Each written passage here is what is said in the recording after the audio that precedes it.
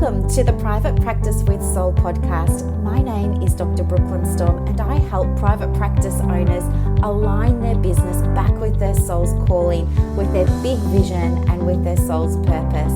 Unlike other private practice coaches, I've traveled the world in search of spiritual resources, spiritual tools, education and information so that you can have the transformation that your soul desires and needs so that you can up-level your business. How much fun is this? I love it so much. Guys, if you're not already a member of the Private Practice Monthly Mentorship Group, please check out the show notes. I would love for you to be there. In the meantime, thank you so much for pushing play today. Let's begin. Okay, so I am so excited to talk with you today about how to solve problems in your private practice using spiritual tools that you might lean into to create your perfect for you private practice in total alignment. And it is such a beautiful, beautiful topic, and it's a process that I use daily, not only for myself when it comes to running my private practice, but I also teach this process to some of my clients. So I hope that you like it too. You can join me, bring along your cards, and we can do this together. So welcome to the Private Practice with Soul podcast. If we haven't met yet, hi, I'm Brooklyn. I'm a private practice coach, endorsed supervisor and mentor for people who want to start their own private practices. And it is just so much fun getting to do this work, right? I love it so much. And I'm super excited. Like, I don't know about you, but in the group, Australian Counsellors in Private Practice Online, it's a free group on Facebook for counsellors. Every Friday, we celebrate where we're at in our business and what we've achieved and our little wins over the past week, whether it was mindset stuff or practical things. And Friday is my absolute favourite day in that group. And it's 10:17 a.m. on Friday. And already people are saying they got 10 new clients in 2 days. Somebody else created her first opt-in so she can build her email list and grow her brand awareness for her practice. Somebody else got 2 new referrals. Somebody else launched her website. It is just so much fun seeing everybody's progress. Like, honestly, I can't tell you. But guess what? You and I both know it's not always puppy dogs and rainbows when it comes to private practice, right?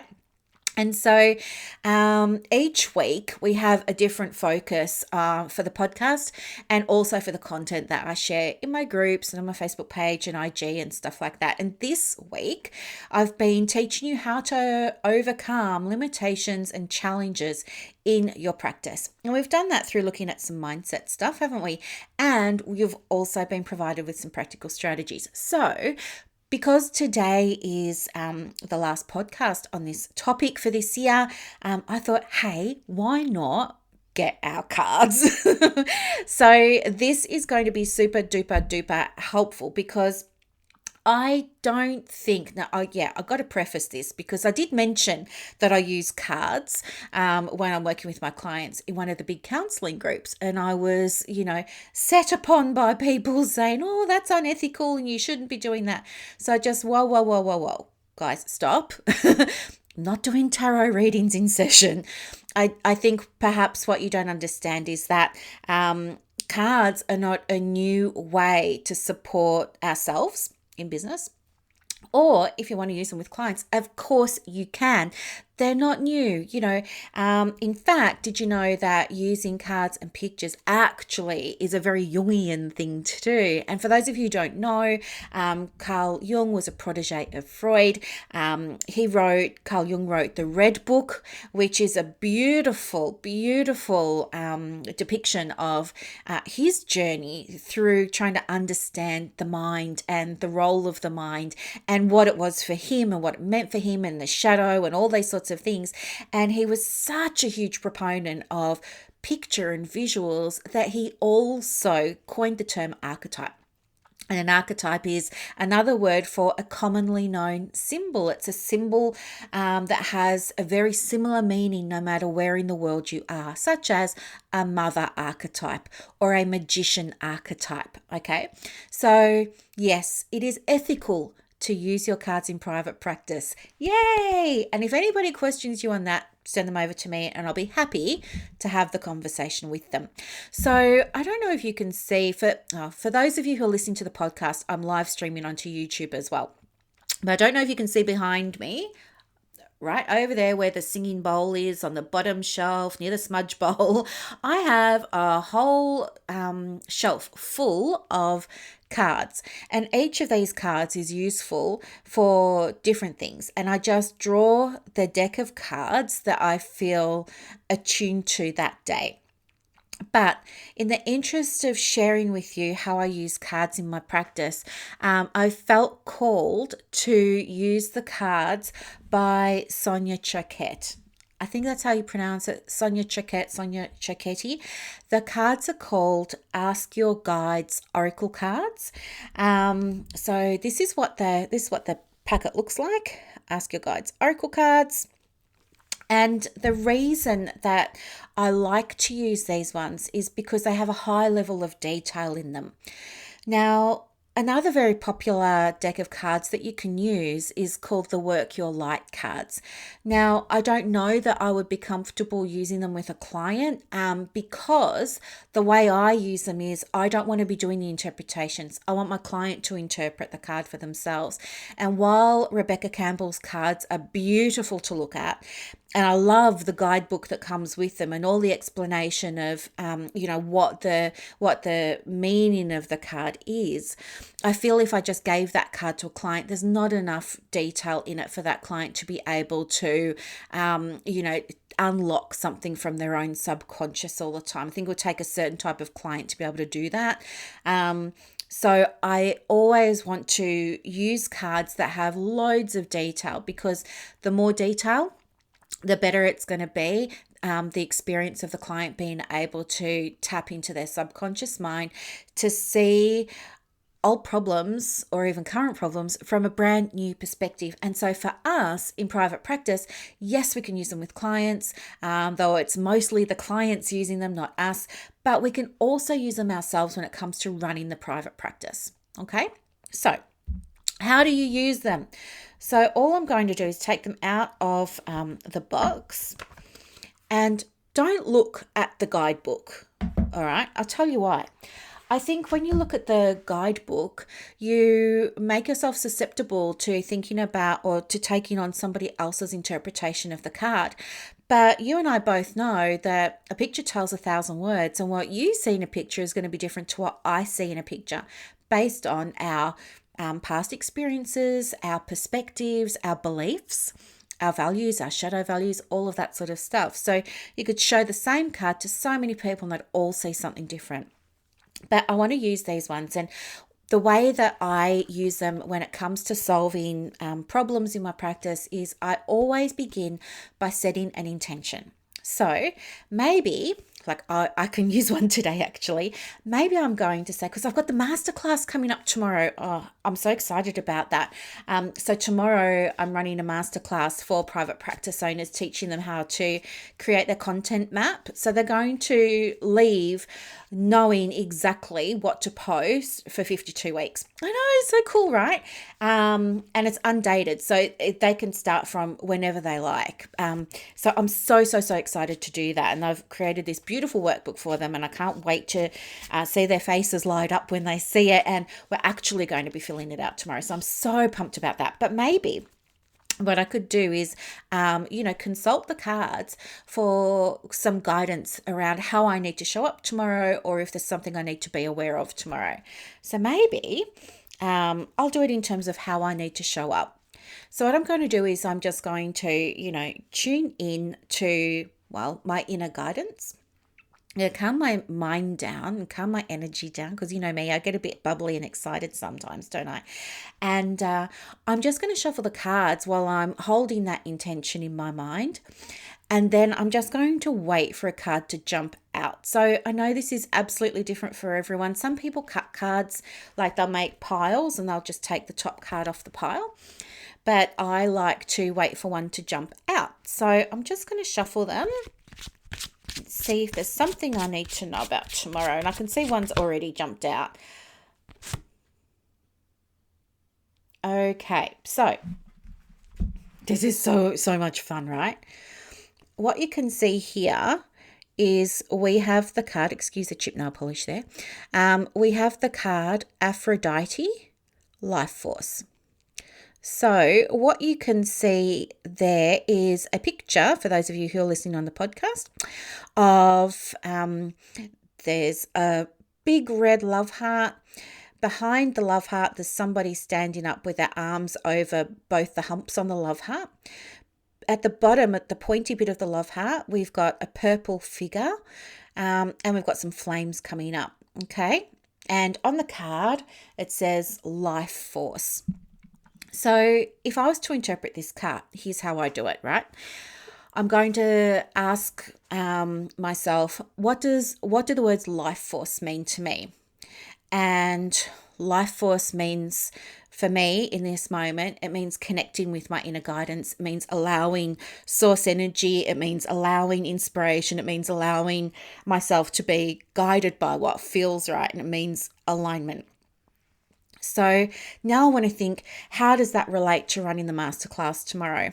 And I think what that means for me is to just show up as myself and trust my intuition and just not get nervous about it, but just trust that I'm going to know the right thing to say at the right time and that I'm going to be able to help the people in the way that they really need support, right? That's the first thing.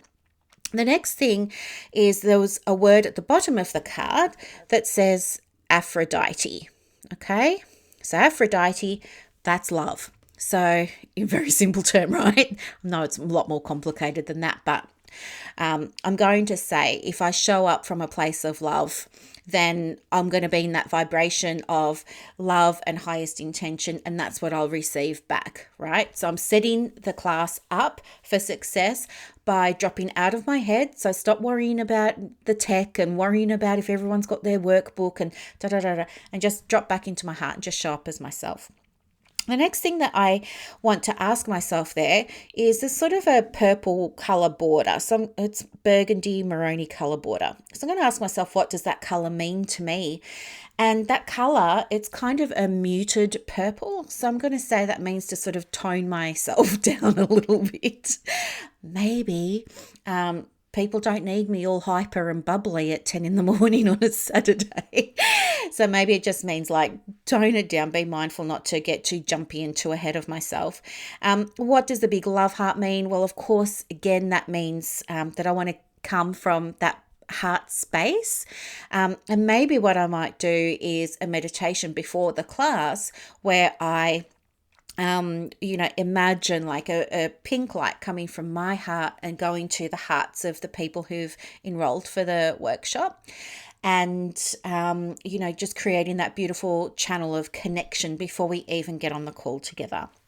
There's fire at the bottom of the heart. Now, fire to me means new beginnings because I believe that fire is what we use to extinguish things. Things go back down to the ground and so that they can regrow. And I think the fire for me represents supporting the people who turn up tomorrow to release what's not working for them so that they can allow the new growth to come through. So that's a really positive thing, seeing that.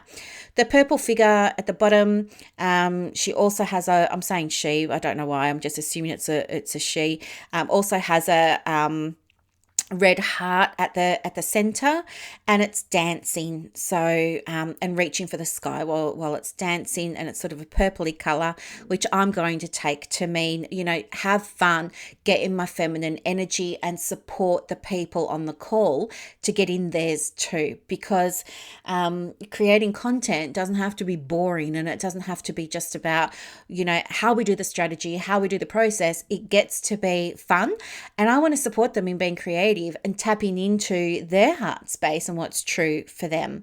The person behind the great big love heart at the back, who's sort of holding on to the two humps of the love heart, I think that just means trusting in something bigger than us, that this is all going to be great and it's all going to work out how it's meant to be working out.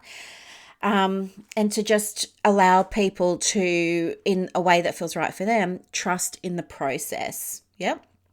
And then the last thing that I would look at is the number. So at the bottom of this card, you can see the number 45. I don't know if that's clear or not. Yeah. So it's number 45. So I might ask myself, does 45 resemble or have a special meaning for me, Or if I add them together, does the number 9 mean anything for me? And I'm not into numbers, so I don't know that much about numbers. When I think of 45, for me, I guess I might think about where my content was a few years ago, a couple of years ago. I might think about where my content was and how it's changed now and how I get to support people now, or something like that. But do you see there, I did all the heavy lifting with this card. I didn't need you to tell me what the card meant. I didn't need you to interpret it for me. And this is the thing, when you use a card yourself in private practice to inform something to do with the business side of the practice, like I did just then for the workshop tomorrow, you get to do all of this for yourself. When you're with a client, though, you're going to use that same process, but for them, right? You might jot down a few notes about what they say, but I don't think you really need to. You can remember what they're saying because you're going to be having a conversation about it. And you're just going to talk them through all the different parts. And see why I like these cards. These cards here, the Ask Your Guide cards, they just have so much detail in them. There's some other cards that I like to use as well, which are called the Parent Active cards. They're based on schema therapy, and they are designed to help clients. They're for clients. You can use them in session without getting nervous about it. They're based on schema therapy and helping clients access parts of themselves, right? Parts of their personality, their characteristics, their traits, their mind, all of that sort of stuff. And again, it's just another example of how we can use visuals to support us in our private practice when it comes to getting new angles, new perspectives, new insights into problems. So here's what I want you to do. If you don't have cards and you're open to playing around with this, definitely go and get yourself a set. And if you're not sure what to get, I've shared with you today ones that I find really great to begin with while you're building your muscle around how to use them. I would start with those cards first. And then as you become more confident, look for more cards. But I would also make sure that when you do buy cards, don't just buy ones that look pretty on Amazon, all right? Or Booktopia or wherever you're getting them from. Have a look at the cards, like zoom into the pictures and ask yourself, is there enough detail for me to be able to draw something from here? Am I able to interpret this card for myself without leaning on a guidebook? Is this a card that has enough in it for a client to be able to access something that's going on for them? So that's the thing, because you know what? I bought all these cards, and I even bought tarot cards, right? I love my tarot cards. Like, they're so glamorous. They're by Soleil, Soleil. And I've got these black ones, and so they're black and they've got these gold pictures on them and everything, but there's not enough to interpret what's going on there. It's just like a symbol. It's a really classy symbol. Like, it's a picture of a moon, and it's got all these little beads coming down with little stars, and you kind of need to know what that symbol means. There's not enough for you to make an interpretation without knowing. Whereas if you've got another deck, which isn't as pleasing to look at, like for me anyway, the Rider-Waite tarot cards, I have a lot of resistance to looking at them. I don't really like the pictures. I don't like the colors. They don't feel feminine to me. But there's enough detail in those cards to be able to interpret them in light of a problem, in light of a challenge, or in light of an obstacle, without needing to understand what the Page of Wands means, right? You can absolutely use those sorts of cards. So up to you. Oracle cards are great. If you feel more drawn to Rider-Waite tarot cards or something like that, absolutely go for it. My advice, start with something, get familiar, get used to the process, before you go buying new cards. All right.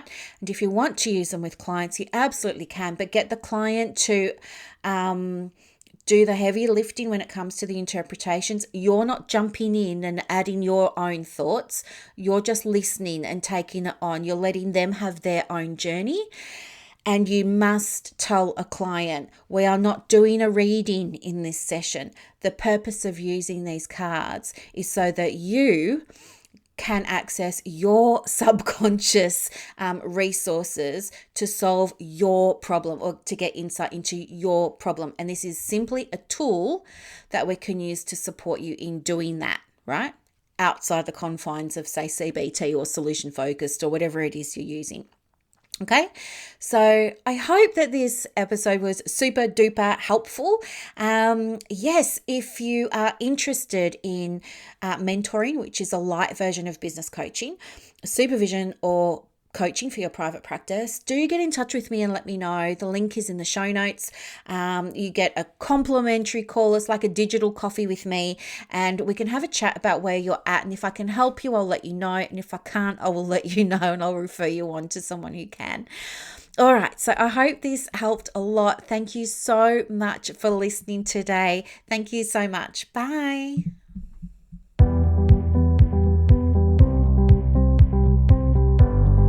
Thank you so much for listening to this episode of the Private Practice with Soul podcast today. If you're looking for clarity, if you need help with branding, your processes, and bringing everything into alignment with your soul's purpose for your private practice, head to the show notes and click the link for more information about the Private Practice Monthly Mentorship Group. You are going to love it. I can't wait to see you in there. Thanks so much for listening. Bye.